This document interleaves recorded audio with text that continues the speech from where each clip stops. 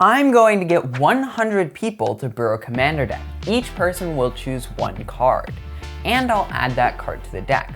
Once the deck is done, I'll play a game with it and see how it performs.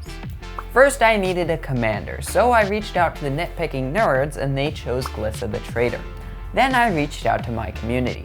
I did a community post on YouTube and got 7 cards: Desecrated Tomb, Hooded Blight, Marionette Master, Dreamstone Hedron, Mere Battle, and Oak Game Adversary. And I set up a channel for people to suggest cards on my Discord server and pinged everyone, which got me 24 cards. Stuffy Doll, Grismal the Dreadsower, Flaring Shovel, Finn the Fang, Catacrafted Exos Awakening, Black Kodama the East Tree, Woodland Chasm, Treasure Keeper, Swamp, Arid Mesa. Wait, Arid Mesa? You can legally run off-color fetch lands in Commander because they don't mention other colors of mana, just the names of the basic lands. But when you try to sacrifice them, you won't be able to find anything. So Arid Mesa is just a useless card in this deck. This is my favorite choice so far. It's hilarious.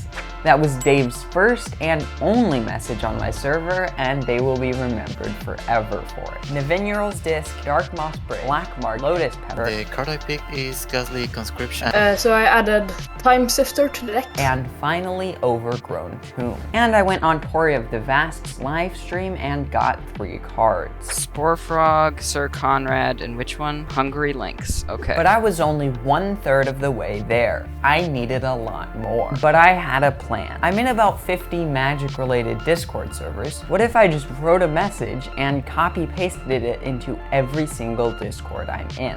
So I wrote this message stating my goal and asking for people to ping me with cards. And before I even finished sending the message in all of my servers, the messages started coming. For every message, I had to add the card, add credit to the person who suggested it, and reply to the message. And if I made a mistake, I would have to go through all the previous messages to try and figure out where I messed up. For about 2 hours, I just sat there adding more and more cards. I'm not gonna name all the suggested cards, just a few good ones. Aladdin's Ring, Containment Construct, Prismatic Piper, and One with Nothing are all just useless cards in this build. A Diamond Lion from Arachnogenesis. This person really likes Diamond Lion. I mean, look at this wall of text that they sent. And some people just wanted to watch the world burn with cards like Chain of Smog, Tangle Wire, Winter Orb, and Possessed Portal. By this point, I had 63 cards, but I still had a long way to go. Then I went on a walk and I realized something. Wait, I need to get a screenshot of every card that's been suggested, and I'll name it the card that they suggested. This means I'll have to do this on all future suggestions and go through all the old suggestions and get screen grabs.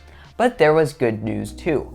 When I came back, I had 23 notifications on Discord and 5 comments on Moxfield. I knew that I would get enough cards, or at least get very close with these messages. I got a Bayou, making the price of the deck triple, and I hit 70. I got a Hum of the Radix and a Viridian Revel, neither of which I had ever heard of before.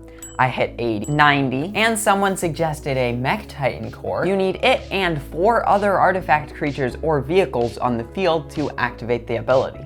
There's only 8 artifact creatures in the deck. That's a 1% chance if you've seen 14 cards that game. And I hit 99 cards. But I didn't pick my card yet. Drum roll, please. I've been waiting all this time for the most amazing card this deck needs.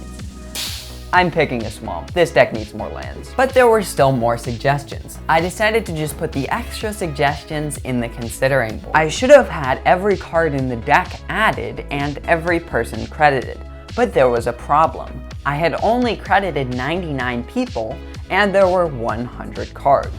It was late, so I just decided to go to sleep and figure it out in the morning. When I woke up, I spent hours looking for the person who suggested the 4th Forest, and I couldn't find it. I had no choice but to assume that I had added the card by mistake. So I removed the forest and moved a Buried Ruins from the considering board to the main board. And with that, the deck is completed. Let's take a quick look at the list and we'll test it out in a game. The first thing you'll notice about this deck is the lands. There's only 19 of them. For context, most Commander decks run 36 or 37. It's not super surprising to hear that people didn't pick lands, but it means this deck is barely functional. The second thing you'll notice is a general lack of synergy or coherence.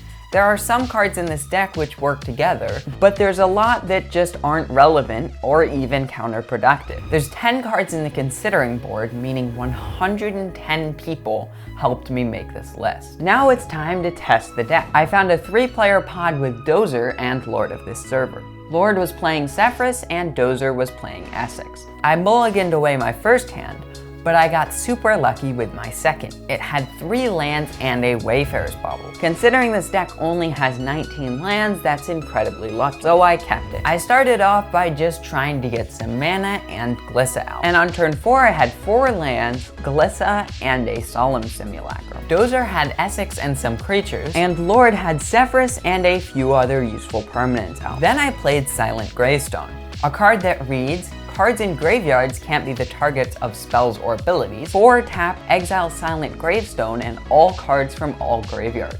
Draw a card. Because I knew it would shut down Zephyrus' ability, which targets things in graveyards. But I didn't fully realize the consequences. You see, my own commander, Glissa the Traitor, also relies on targeting things in graveyards. I'm so used to playing decks that were built intentionally, I didn't even consider that this card actively harms my game plan. I didn't have the mana that turn, but I knew I'd have to exile all graveyards, which is still harmful to my plan. Jorbin, the person who added that card, really got me with that one. I activated and exiled graveyards the next turn, but I should have read the card more carefully. Lord was building up a massive board state and had a Cauldron of Souls protecting his board.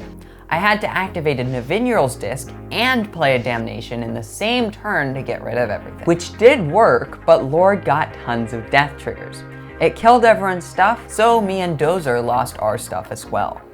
Lord started building up his board state again when I drew an amazing card, Ghastly Conscription. I didn't have 7 mana for my lands, but I had a Dark Ritual to get me there.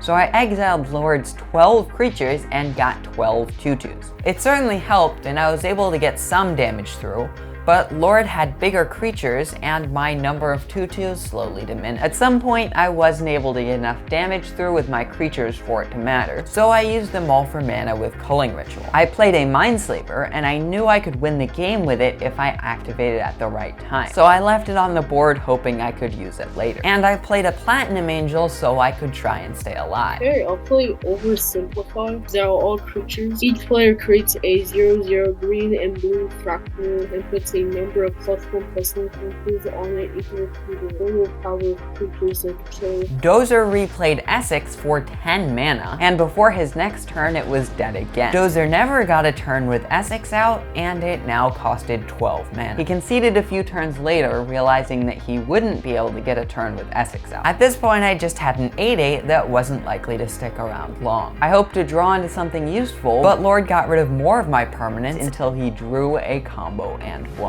I didn't win the game, but considering the circumstances this deck was built under, and the fact that it has 19 lands, makes it incredible that it had as much of an impact on the game as it did. Subscribe and watch this video next because I hosted a $50 budget deck building competition.